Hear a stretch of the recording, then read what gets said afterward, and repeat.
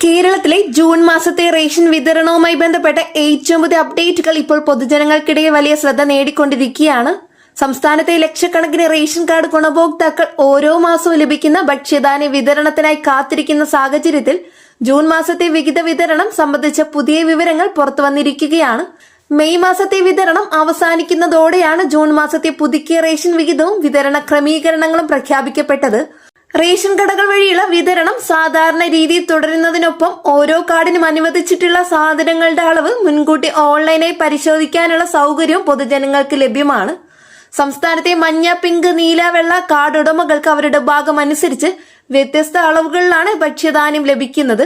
ദേശീയ ഭക്ഷ്യ സുരക്ഷാ നിയമത്തിന്റെ ഭാഗമായി അർഹരായ കുടുംബങ്ങൾക്ക് സബ്സിഡി നിരക്കിൽ അരി, ഗോതമ്പ് തുടങ്ങിയ അവശ്യധാന്യങ്ങൾ വിതരണം ചെയ്യുന്നു. കേന്ദ്ര സർക്കാർ അനുവദിക്കുന്ന വിഹിതത്തിന്റെ അടിസ്ഥാനത്തിലാണ് സംസ്ഥാനതല വിതരണം ക്രമീകരിക്കുന്നത്. ഭക്ഷ്യധാന്യ ശേഖരങ്ങളിൽ ആവശ്യത്തിന് സ്റ്റോക്ക് ലഭ്യമായതിനാൽ റേഷൻ വിതരണം തടസ്സമില്ലാതെ മുന്നോട്ട് കൊണ്ടുപോകാനാണ് ലക്ഷ്യമിടുന്നതെന്ന് റിപ്പോർട്ടുകൾ സൂചിപ്പിക്കുന്നു. ജൂൺ മാസത്തെ റേഷൻ വിതരണവുമായി ബന്ധപ്പെട്ട പ്രധാന പ്രത്യേകതകളിൽ ഒന്നാണ് ഗുണഭോക്താക്കൾക്ക് വിതരണം ആരംഭിക്കുന്നതിന് മുമ്പ് ഓൺലൈനായി വിഹിതം പരിശോധിക്കാനാകുന്നത്. ഇ-പോസ് പോർട്ടൽ വഴി ഓരോ കാർഡിനും അനുവദിച്ചിട്ടുള്ള അരി, ഗോതമ്പ്, മറ്റ് സാധനങ്ങൾ എന്നിവയുടെ കൃത്യമായ അളവ് പരിശോധിക്കാൻ സാധിക്കും. ഇതിലൂടെ വിതരണത്തിലെ ആശങ്കക്കുഴപ്പങ്ങൾ കുറയ്ക്കുകയും ഗുണഭോക്താക്കൾക്ക് കൂടുതൽ സുതാര്യത ഉറപ്പാക്കുകയും ചെയ്യുകയാണ് ലക്ഷ്യം. അറിയിപ്പ് അനുസരിച്ച് മെയ് മാസ റേഷൻ വിതരണം മെയ് 30 അവസാനിച്ചു. മെയ് 31 ഞായർ പ്രമാണിച്ചും ജൂൺ 1 തിങ്കളാഴ്ച ആദ്യ പ്രവർത്തനത്തിൽ ഇ-പോസ് സംവിധാനത്തിൽ ഈ മാസത്തെ റേഷൻ വിഹിതങ്ങൾ സെറ്റ് ചെയ്യേണ്ടതിനാലും സംസ്ഥാനത്ത് റേഷൻ കടകൾക്ക് അവധിയായിരിക്കും. അതിനാൽ ജൂൺ 2 ചൊവ്വാഴ്ച മുതലാണ് സംസ്ഥാനത്ത് ജൂൺ മാസത്തെ റേഷൻ വിതരണം ആരംഭിക്കുക.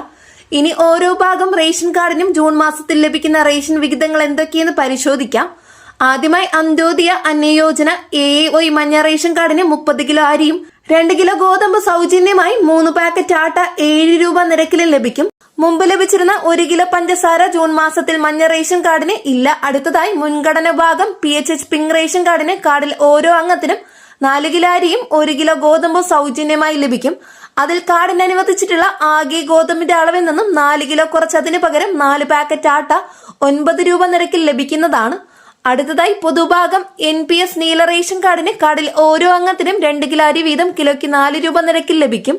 കൂടാതെ അതാത് താലൂക്കിലെ സ്റ്റോക്കിനനുസരിച്ച് കാർഡിന് 4 കിലോ ആട്ട വരെ കിലോയ്ക്ക് 17 രൂപ നിരക്കിൽ ലഭിക്കും. നീല റേഷൻ കാർഡിന് ഈ മാസം സ്പെഷ്യൽ അരി ഒന്നുമില്ല.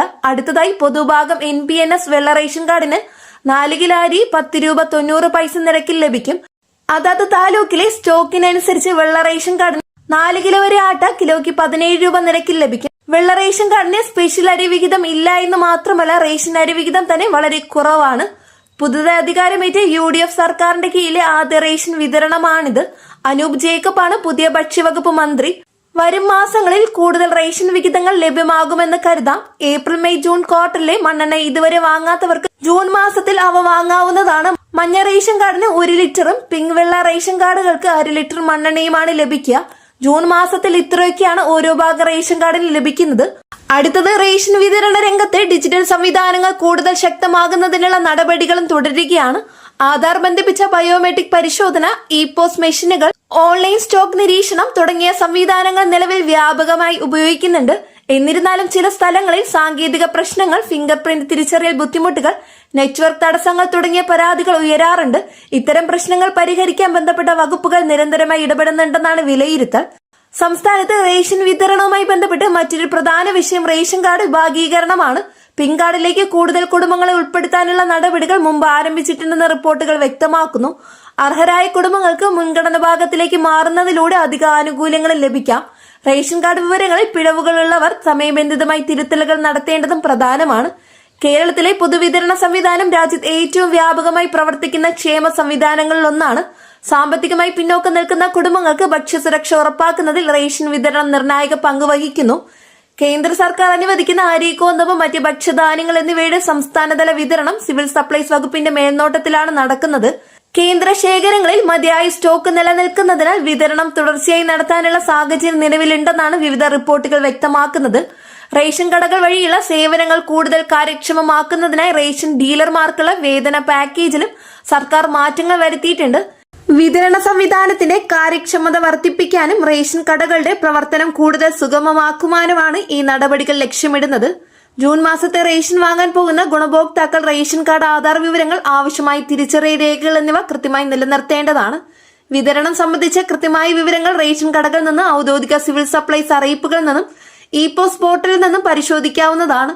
റേഷൻ വിതരണം സംബന്ധിച്ച പുതിയ അറിയിപ്പുകൾ, അധിക വിഹിതങ്ങൾ, വിതരണ തീയതികൾ, പ്രത്യേക സർക്കാർ പ്രഖ്യാപനങ്ങൾ എന്നിവ സംബന്ധിച്ച വിവരങ്ങൾ ഔദ്യോഗിക സ്രോതസ്സുകളിൽ നിന്നും മാത്രം പരിശോധിക്കുന്നത് കൂടുതൽ വിശ്വസ്തത ഉറപ്പാകും.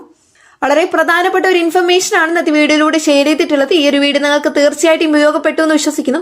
വീഡിയോ ഉപകാരപ്രദമായ ചാനൽ സബ്സ്ക്രൈബ് ചെയ്യുക. തൊട്ടടുത്ത് കാണുന്ന ബെല്ലൈക്കൺ അമർത്താനും മറക്കരുത്. ഇതുപോലുള്ള അപ്ഡേറ്റ്സ് ദിനംപ്രതി നിങ്ങൾക്ക് ലഭിക്കുന്നതായിരിക്കും. കൂടാതെ നിങ്ങളുടെ സുഹൃത്തുക്കളിലേക്ക് ഇൻഫർമേഷൻ ഷെയർ ചെയ്ത് കൊടുക്കുക, അവർക്ക് ഉപകാരപ്പെടും. നെക്സ്റ്റ് ഒരു അപ്ഡേറ്റ്സുമായിട്ട് വീണ്ടും പുതിയൊരു വീഡിയോ കാണാം. എല്ലാവർക്കും നന്ദി, നമസ്കാരം.